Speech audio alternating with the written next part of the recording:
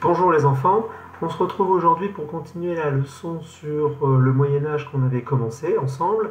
Donc cette leçon s'était intéressée aux relations qui pouvaient exister entre les trois groupes de personnes qui existaient au Moyen-Âge, c'est-à-dire ceux qui prient, les religieux, les clercs, les moines, ceux qui combattent et qui dirigent, seigneurs, chevaliers, et ceux qui travaillent, paysans, artisans, commerçants. Et donc on s'était intéressé aux relations qui pouvaient exister entre ces trois types de personnes. Dans un premier temps, on avait vu à partir d'un graphique que le Moyen-Âge se caractérise entre autres par une forte croissance démographique, principalement entre le XIe et le XIVe siècle. Vous aviez dû placer ce repère sur une frise chronologique et vous aviez dû essayer de m'organiser un schéma qui explique les causes et les conséquences de cette croissance démographique au Moyen-Âge. Tout ça, on l'avait noté dans la leçon, on l'avait corrigé. Et je vous avais demandé ensuite de vous intéresser dans un deuxième temps au territoire où vous pouvez vivre ces trois types de personnes, hein, ceux qui prient, ceux qui combattent et qui dirigent, et ceux qui travaillent. Et donc pour pouvoir faire ce travail, vous aviez distribué deux textes. Donc voici le premier et le second texte. Et à partir de ces deux textes, vous aviez un tableau à compléter dans lequel vous deviez essayer de mettre le nom des différents territoires, du moins des différentes parties du territoire où pouvaient vivre les hommes au Moyen-Âge, d'en faire une rapide définition, de m'en donner là où les fonctions et qui, quel acteur, quel personnage pouvait vivre dans ce territoire. Donc je vous propose de le corriger aujourd'hui. Donc pour prendre la correction, deux options. Soit vous pouvez réimprimer le tableau, soit vous refaites un tableau sur une feuille et puis vous recopiez au fur et à mesure la correction avec moi en suivant la leçon. Donc on y va, on va commencer par le premier texte, le deuxième texte, le plus court. Donc, document 11, un inventaire des droits et des biens concédés aux vassals de Jean de Choiseul. Donc lorsqu'on fait un inventaire, c'est-à-dire qu'on fait une liste des droits, ce qu'on lui donne, hein, les droits qu'il obtient, et les biens, donc c'est des objets, des choses qu'il va obtenir, concédés, donc on va donner, au vassal Jean de Choiseul. Donc le terme vassal, j'y reviendrai plus tard, et si vous voulez, c'est à une personne soumise à Jean de Choiseul. Donc on y va, fief de Veroncourt et Forcel-Saint-Gorgon. Alors fief, le mot fief, on en reparlera aussi plus tard, hein, c'est justement le nom qu'on va donner à ce territoire dans lequel vivent les trois personnes. Ceux qui prient, ceux qui combattent, ceux qui travaillent. Donc je reprends, fief de Veroncourt et Forcel-Saint-Gorgon. Jean de Choiseul dit d'Aigremont. Maison forte à Veroncourt, avec ses clos et appartenances. Plusieurs terres arabes, plusieurs terres cultivables et prés.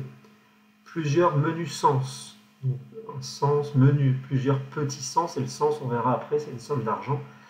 C'est plutôt un impôt, une taxe, pardon, mais on en reparlera après. Donc, plusieurs menus sens en denier et chapon. Un bois, dit le brûleux, contenant 40 arpents, une unité de mesure, ascensé aux habitants de Forcel, ascensé soumis au sens, le même terme qu'ici, hein, moyennant 2 bichets d'avoine par conduit. Seigneurie foncière dans les villages et bancs de Veroncourt et Forcel, amende de 5 sous. Héritage dans les villes et bancs de Vézelise, héritage au finage de Houdreville, héritage au finage d'Ognéville, les breux du roi et d'agneau au banc de Gauvillé, qui varie avec Monseigneur, héritage au banc de Hardeval, héritage au banc de Gueulaucourt. 11 septembre 1496. Donc ici, finalement, on a un texte qui nous donne quoi? Qui nous fait un inventaire, c'est-à-dire une liste de tout ce qu'obtient une personne qui va être soumise, qui a accepté d'être soumise à Jean de Choiseul. Il obtient des terres, il obtient des villes, il obtient des villages, il obtient des bois, il obtient plein de choses. C'est pour ça qu'il y a le mot héritage aussi, hein, des choses qu'il obtient, qu'il hérite, en remerciement de sa soumission, on en reparlera plus tard. Donc l'idée, c'est qu'à partir de ce texte, vous trouviez différents termes qui vont caractériser le lieu dans lequel les seigneurs, les paysans, commerçants, artisans et les religieux vont vivre tous ensemble. Donc ce qui m'intéressait, c'était pas de me donner les différents noms de villes, c'est pas ça du tout qui m'intéressait, c'était vraiment des lieux, des types, des espaces, si vous préférez, même des bâtiments qui vont caractériser ce grand lieu où vont vivre les trois groupes de personnes au Moyen-Âge. Alors quand on prend le texte, dès la deuxième ligne, on en a un, on a le mot maison forte. vous avez ici le terme de maison forte. Effectivement, dans le lieu où vont vivre les paysans, les seigneurs et tous ceux qui travaillent, on va à chaque fois trouver une maison forte. Alors qu'est-ce qu'une maison forte? Eh bien en fait, vous connaissez ce bâtiment, vous utilisez un autre terme pour parler de ce bâtiment, vous parlez plutôt de château. Et vous avez raison, si vous parlez de château, vous êtes ici en présence d'un château fort, c'est-à-dire ça va être un des lieux, le château. Alors, château, château fort, ça va être un des lieux, on peut aussi noter les autres termes qui vont être utilisés, on peut parler de maison forte, on peut aussi parler de mode castral, vous allez voir ça après. Hein, ce sont en fait tous les termes qui vont distinguer ce qu'on appelle le château fort. Donc en fait, qu'est-ce qu'un château? Un château fort, c'est une maison médiévale qui va souvent être construite en hauteur.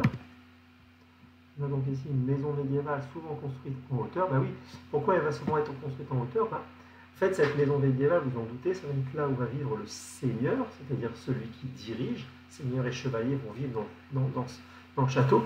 Et pourquoi, en fait, elle va être construite en hauteur? Ben, à la fois, ça va avoir une incidence, une raison militaire, parce qu'en fait, le château étant construit en hauteur, on va pouvoir voir l'arrivée des ennemis au loin, première raison. Et deuxième raison pour laquelle le château va être construit en hauteur, c'est que puisque c'est celui qui dirige, le seigneur, qui va vivre dans le château, eh bien le placer en hauteur, le château, ça montre la supériorité du seigneur sur toutes les autres personnes qu'il va diriger. Donc on a ici, donc c'est une maison médiévale, souvent construite en hauteur, dans laquelle vit le seigneur et sa famille. Alors vie et travail, parce que c'est aussi son lieu de travail. Travaille le seigneur et sa famille, dans lequel vivent et travaillent le seigneur et sa famille. Point. Le château, ça vous le savez, hein, je pense des choses que vous avez vues dans les années antérieures, peut être entouré, alors c'est souvent le cas mais pas toujours, peut être entouré de remparts et protégé par des fossés. Ce lieu symbolise la supériorité, ce que je vous expliquais tout à l'heure, la supériorité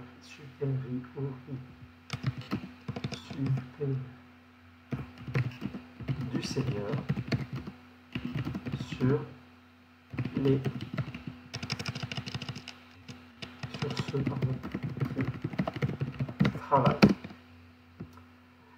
Donc voilà ce qu'on peut noter pour le château. Hein. Soulignez-moi bien en rouge donc, le fait que c'est une maison médiévale dans laquelle vivent et travaillent le seigneur et sa famille, et surtout le fait qu'il symbolise la supériorité de ceux qui travaillent. Donc voilà ce qu'on pouvait dire sur le château. Donc la fonction du château, eh bien, ça va avoir une fonction, tout d'abord la première fonction, la fonction originelle première du château, ça va être une fonction militaire, puisque ça va être un lieu dans lequel le seigneur va y regrouper, y entraîner ses soldats, et donc ça va être là où va vivre les chevaliers qui vont vivre avec le seigneur. Ça va aussi avoir, oui, autre fonction militaire, c'est aussi un lieu qui va servir à protéger ceux qui travaillent, on en reparlera après, mais tous ceux qui sont dépendants du seigneur vont pouvoir bénéficier de la protection du seigneur, et cette protection se symbolise par le château et ses remparts, c'est-à-dire en cas de guerre, ceux qui dépendent du seigneur vont aller se réfugier et se cacher dans le château. Donc première fonction, une fonction militaire. Aussi une fonction politique, puisque c'est à partir de là où le seigneur va diriger. Et puis une fonction d'habitation, hein, puisque c'est en même temps son lieu de vie. Et donc l'acteur, qui vit dans le château, bah, bien entendu, ça va être le seigneur, bon, sa famille bien entendu, hein, seigneur chevalier qui vont vivre dans le château. Alors, petite précision peut-être, petite vidéo que je vais vous montrer sur le château. Hein. Le château au Moyen-Âge, C'est pas quelque chose qui a immédiatement des grands donjons, des grandes tours. Non, c'est quelque chose qui a évolué pour le Moyen-Âge. Je vous propose de regarder cette petite vidéo qui vous en parle et je vous donnerai quelques éléments d'explication pour bien cadrer les choses. Les premiers châteaux du Moyen-Âge sont soit des enceintes circulaires, soit des palais. Les premiers inspirés des fortifications du néolithique, les seconds des lieux du pouvoir antique. Dès la fin du Xe siècle, les fortifications se multiplient. Elles sont alors souvent bâties en bois, entourées de palissades et de haies d'épineux, ou perchées sur des mottes et entourées d'un fossé en eau. Alors, les premiers châteaux, vous voyez, en fait, étaient déjà en hauteur, ce qu'on appelle mis sur une motte. C'est pour ça qu'on appelle ça une motte castrale. Castrale, du terme latin castrum, qui signifie château, place forte. Donc une motte castrale, en fait, c'est un endroit fortifié qui est mis sur une motte, sur une butte, qu'on parfois on construit artificiellement, que les hommes ont construit pour pouvoir avoir cette vue en hauteur dont je vous ai parlé. Donc vous allez avoir une motte castrale qui va être le premier exemple des châteaux qui va apparaître au début du Moyen-Âge. Et petit à petit, vous allez voir, ces châteaux vont évoluer. Au XIIe siècle, la construction en pierre l'emporte et les donjons carrés ponctuent le territoire. Donc à partir du XIIe siècle, vous avez de plus en plus de donjons qui vont apparaître. Et grand changement, c'est que les mottes castrales, les tout petits châteaux forts étaient construits en bois, donc pas très solides. Et au XIIe siècle, on va généraliser l'utilisation de la pierre, donc renforcer la dimension de protection de ces châteaux. Entre le XIIe et le XIIIe siècle, s'imposent les tours à plan circulaire ou polygonaux. Voilà, là vous avez une évolution. Autour des châteaux, pour des raisons pratiques et sécuritaires, se regroupe souvent un village, un bourg, voire une ville, eux-mêmes entourés d'une enceinte fortifiée. Dès les XIIIe, XIVe siècles, le château s'agrandit. Il se flanque de logis résidentiels, d'une chapelle castrale intégrée ou non à l'édifice. Une chapelle, c'est-à-dire un lieu de prière, un lieu où le Seigneur et sa famille pouvaient exercer leurs pratiques religieuses. D'ateliers, de lieux de stockage pour l'alimentation et les armes, de chenils et d'écuries. Bon, vous comprenez bien qu'en fait le château, au fil des siècles, durant le Moyen-Âge, s'est agrandi, s'est diversifié. C'est pas seulement une tour et puis la maison du Seigneur. Il y a toute une série d'autres bâtiments que vous retrouvez dans le texte. Le texte que vous aviez vous parle ici de maison forte avec ses clos et appartenances. Donc vous voyez, c'est vraiment un château avec toutes ses dépendances tout autour, c'est-à-dire comme on explique dans la vidéo, le chenil, ça peut être des granges, ça peut être d'autres bâtiments qui vont faire partie de ce château. Donc voilà, le château, c'est un énorme complexe, si vous préférez, avec plusieurs bâtiments, mais ça reste le lieu de vie et le lieu de travail du Seigneur et le lieu de protection pour ceux qui dépendent du Seigneur. Donc premier des lieux que vous aviez à identifier, c'était cette maison forte, ce château. Deuxième lieu qu'on pouvait aussi identifier, on avait ici plusieurs terres, alors c'est très intéressant, plusieurs terres arables. Alors qu'est-ce que ça signifie qu'il y a dans le lieu où vivent les seigneurs, ceux qui travaillent et ceux qui prient, des terres arables? Et bien en fait ce sont concrètement des champs. Vous avez dans le lieu où vont vivre toutes ces personnes forcément beaucoup de champs, puisque l'agriculture est la base de l'approvisionnement en nourriture de toutes ces personnes. Alors, les champs au Moyen-Âge, donc ça vous ne pourriez pas forcément savoir, mais c'est bien si vous avez trouvé les termes de champs, mais les champs au Moyen-Âge, on les divise en deux groupes. Premier groupe de champs, on a ce qu'on appelle les réserves. Ça, c'est le premier type de champ. Alors, qu'est-ce qu'on appelle les réserves? Ce sont des champs. Tout le monde voit bien ce que c'est un champ, l'espace de terre dans lequel on va pratiquer l'agriculture, des champs qui appartiennent au Seigneur. Bon, jusque-là, rien de bien compliqué. Et qui sont cultivés,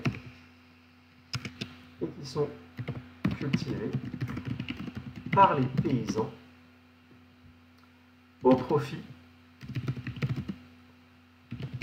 du Seigneur.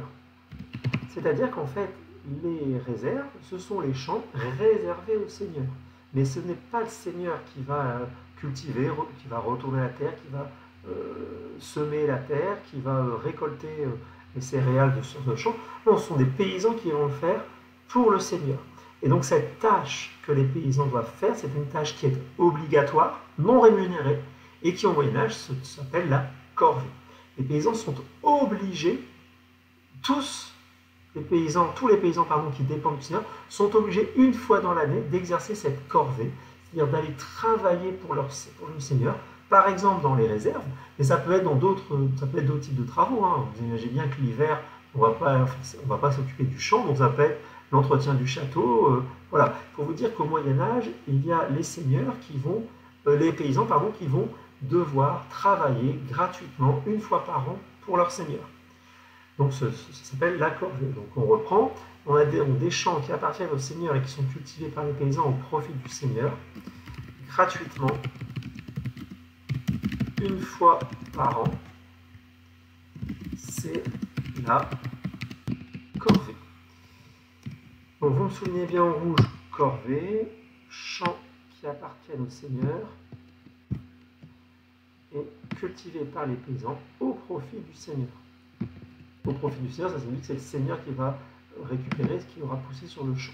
Alors, si les paysans doivent faire cette corvée à leur seigneur, donc ils donnent du temps et de la force, de l'énergie pour leur seigneur, mais leur seigneur, lui, doit leur donner quelque chose aussi en échange. Ouais, je vous l'avais expliqué juste avant sur le château. En fait, le seigneur va devoir accueillir obligatoirement les paysans dans son château lorsque les paysans auront besoin d'être protégés par les remparts et les fossés du château.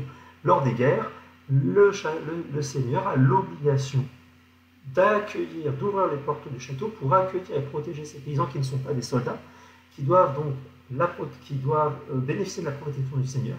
Et cette protection, en fait, elle se paie par cette corvée que font constamment les paysans tous les ans. Donc la fonction des champs, la fonction elle est finalement assez simple, une fonction alimentaire, nourricière.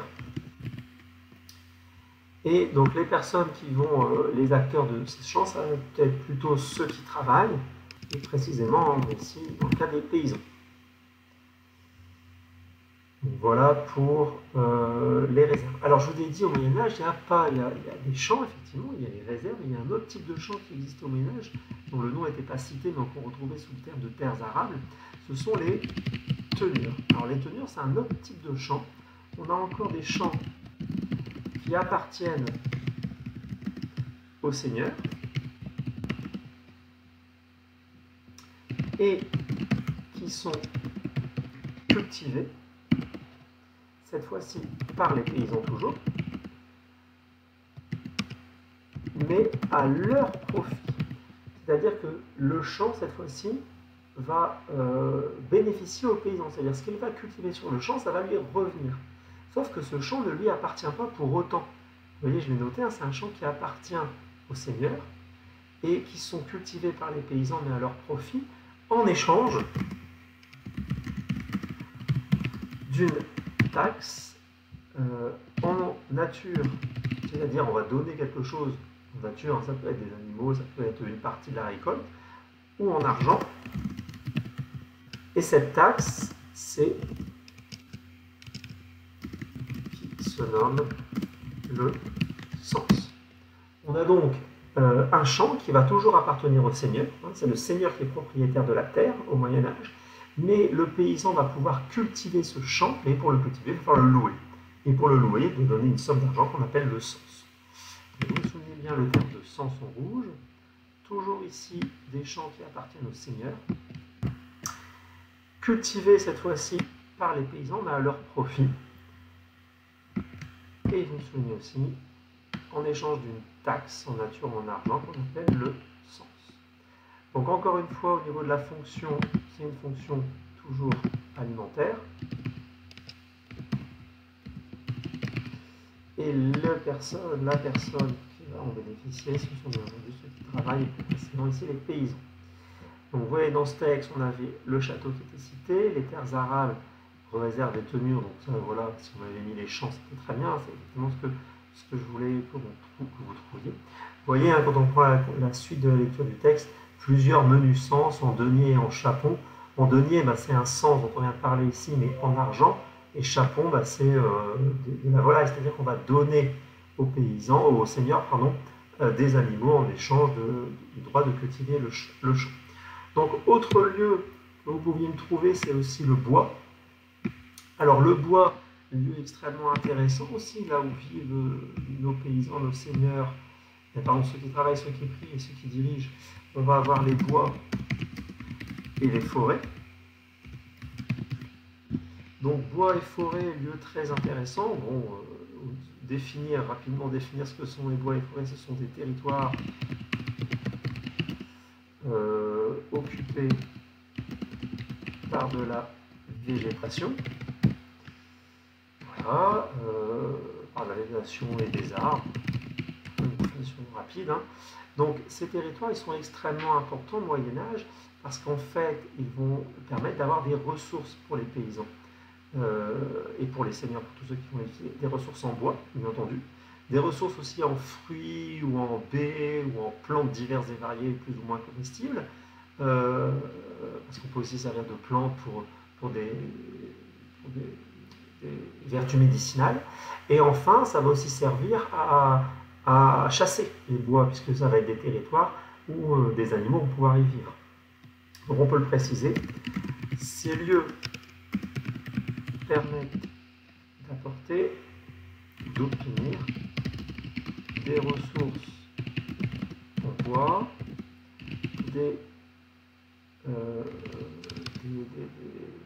ressources alimentaires, fruits, animaux et diverses plantes. Alors les bois et les forêts au Moyen-Âge peuvent être de deux types. Il peut y avoir une partie des bois et des forêts qui vont être réservés aux seigneurs et sur lesquels les paysans ne pourront pas aller chasser, ne pourront pas aller prendre le bois ou cueillir les fruits. Et il peut y avoir des bois et des forêts qui peuvent être laissés en libre accès aux paysans. Bon, la majorité des cas, ça reste quand même des territoires qui sont normalement réservés aux seigneurs. Donc la fonction, ça va être une fonction principalement alimentaire pour les bois et les forêts. Bon, et aussi de construction, ça peut être une des fonctions, on peut le préciser, puisque le bois va servir à construire, mais aussi à chauffer par exemple. Et donc ça va être un lieu qui est souvent réservé aux seigneurs, mais qui peut être utilisé par tous ceux qui travaillent. Je ne vais pas là les paysans, hein, mais ceux qui travaillent, ça peut aussi être les artisans, les commerçants en vérité. Donc voilà pour les bois qui a été cité dans ce texte. On continue. Donc vous avez un peu plus loin dans le texte, vous avez ici le terme de village. Vous avez le terme de village qui est cité. Donc le terme de village, effectivement, il faut bien vous dire que dans le territoire qui va être le lieu de vie des hommes au Moyen-Âge, on va trouver certes le château, certes les champs, les bois, les forêts, mais ce territoire va aussi posséder un ou plusieurs, souvent plusieurs, villages, voire même des petites villes, des bourgs. On va avoir donc ce qu'on va appeler des villages ou des petites villes.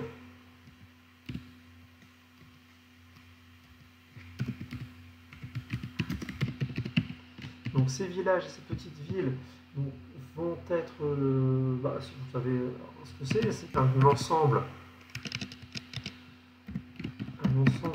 d'habitations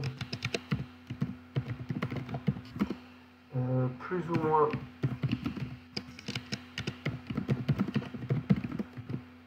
concentrées et en plus ou moins grand nombre, plus ou moins grande quantité plutôt. D'accord, hein, sur des étendues d'habitations plus ou moins proches les unes des autres. La fonction des villages, ça va être une fonction surtout d'habitation et de commerce, puisqu'on va y trouver quelques commerces, hein, les marchés, des commerçants qui vont y travailler. Et donc les personnes qui vont y vivre dans ces villages, ça va être tous ceux qui travaillent, soit les paysans, artisans et commerçants qui vont vivre dans les villages. Donc vous voyez, j'espère que vous commencez à voir un petit peu à quoi peut ressembler. Alors je vais vous dire quoi souligner. Donc vous pouvez me souligner surtout cet ensemble, définition d'ensemble d'habitation. Donc en tout cas, j'espère que vous commencez à voir un petit peu comment s'organise le lieu où ceux qui dirigent, ceux qui combattent, ceux qui travaillent et ceux qui prient vivent. On a donc un château, des champs, des bois, des forêts, et on peut avoir plusieurs villes ou plusieurs villages dispersés. Tout n'est pas forcément collé autour du château, ça peut être même parfois très espacé, ce territoire dans lequel vont vivre ces trois groupes de personnes. On va arrêter pour aujourd'hui, donc copiez-moi bien tout ça, soulignez bien tout ce qui est souligné en rouge et on terminera ça la fois prochaine. Allez, bon courage, à bientôt, au revoir.